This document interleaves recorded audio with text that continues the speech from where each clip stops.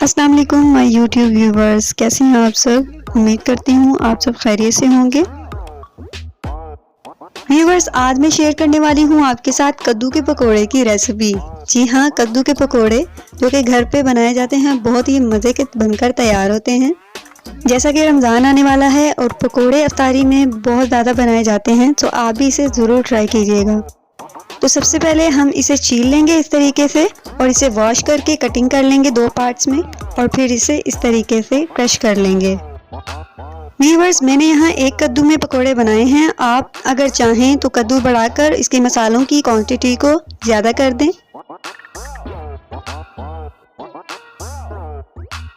کدو کو ہم نے کرش کر لیا ہے۔ اب اس کے اندر سے ہم کدو کا پانی اچھی طرح سے ریموو کریں گے۔ کرش کیا ہوا کدو تھوڑا تھوڑا سا ہاتھوں میں لے کر اچھی طرح سے اس کو دبائیں گے، اس کا پانی اچھی طرح سے ریموو کر لیں گے۔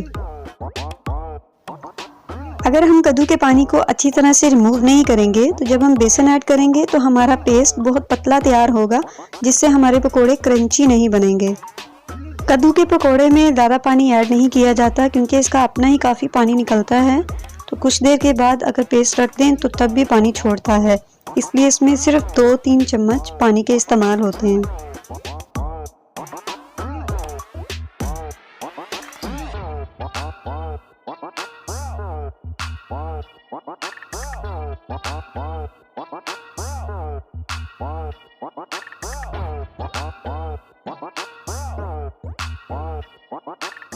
کدو کے پانی کو ہم نے ڈرائی کر لیا ہے۔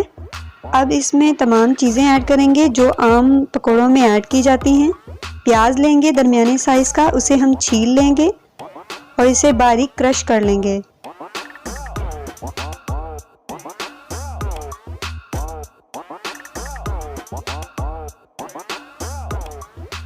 پیاز کو چھیلتے ہوئے اس پارٹ کو آپ نکال دیا کریں کیونکہ یہ سخت ہوتا ہے اور یہ گلتا نہیں ہے۔ پیاز کو بھی اسی طریقے سے ہم کرش کر لیں گے۔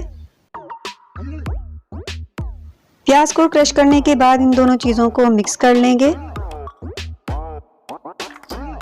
اب اس میں تھوڑا سا دھنیا لیں گے اور ایک سبز مرچ، ان دونوں کو واش کر کے باریک کٹنگ کر لیں گے۔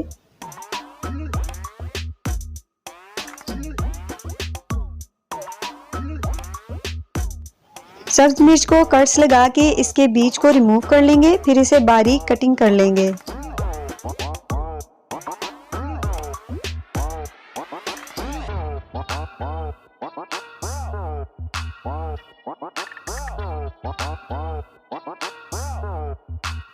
سبز مرچ اور سبز دھنیا کٹنگ کرنے کے بعد اب ہم اس میں تمام مسالے ایڈ کریں گے۔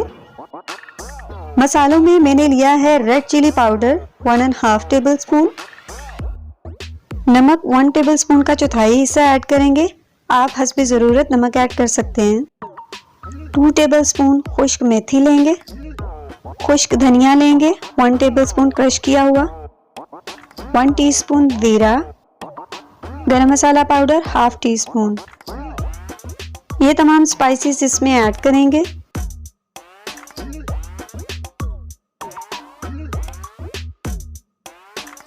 اب ان تمام اسپائسز کو اس کے ساتھ اچھی طرح سے مکس کر لیں گے۔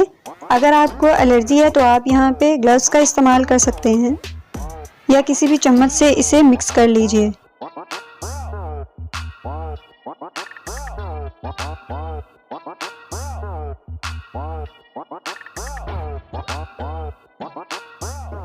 ایک پیالی بیسن لیں گے، اسے ہم چھان لیں گے۔ چھانے بغیر بیسن کبھی بھی ایڈ نہیں کرنا چاہیے۔ کدو کے مکسچر میں 1/2 پیالی بیسن ایڈ کریں گے۔ مزید ہمیں جتنا ریکوائرڈ ہوگا بعد میں ایڈ کر لیں گے، پہلے ہم اسے مکس کریں گے۔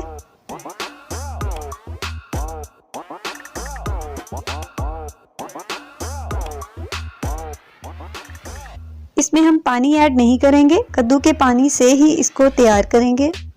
سیکنڈ لاسٹ سٹیپ میں ہمیں پانی ریکوائرڈ ہوگا تب ہم 2 سے 3 چمچ پانی ایڈ کریں گے، اس سے پہلے پانی کو اس میں ایڈ نہیں کریں گے۔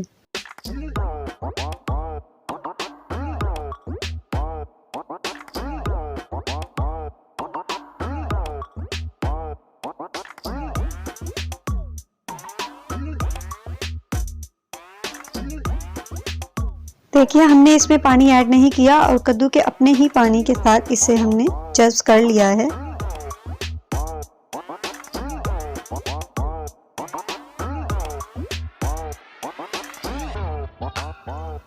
اب ہم اس میں 2 سے 3 چمچ پانی ایڈ کریں گے۔ نہ ہی ہمارا پیسٹ بہت زیادہ پتلا ہونا چاہیے اور نہ ہی اتنا زیادہ تھک ہونا چاہیے۔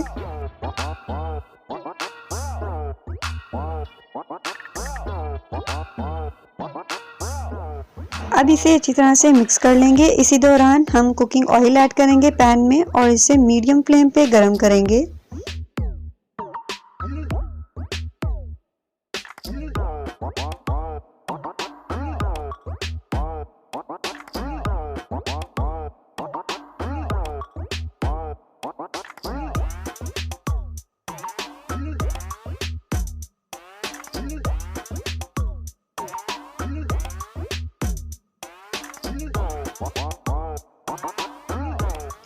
ہاتھوں کی ہیلپ سے یا چمچ کی مدد سے تھوڑا تھوڑا سا بیسن ایڈ کرتے جائیں گے اور فاصلے پہ اسے ڈالتے جائیں گے۔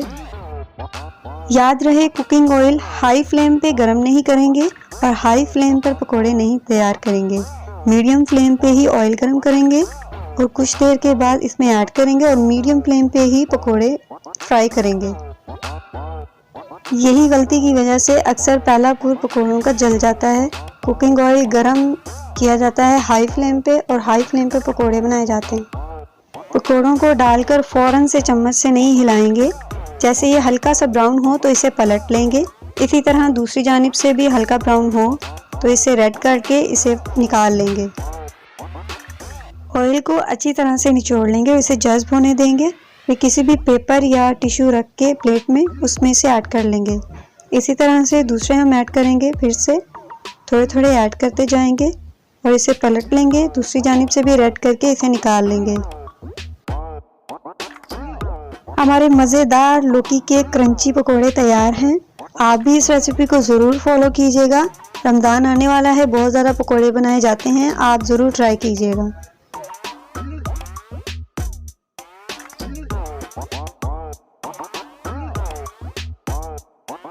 اگر آپ کو یہ ریسیپی پسند آئی ہو تو ویڈیو کو لائک کیجیے گا اور فرینڈس کے ساتھ ویڈیو کو شیئر کیجیے گا۔ ملتے ہیں نیکسٹ نیو ایکٹیویٹی کے ساتھ، تب تک کے لیے اپنا بہت سا خیال رکھیے گا اور ہمیں دعاؤں میں یاد رکھیے گا۔ Thanks for watching. اللہ حافظ۔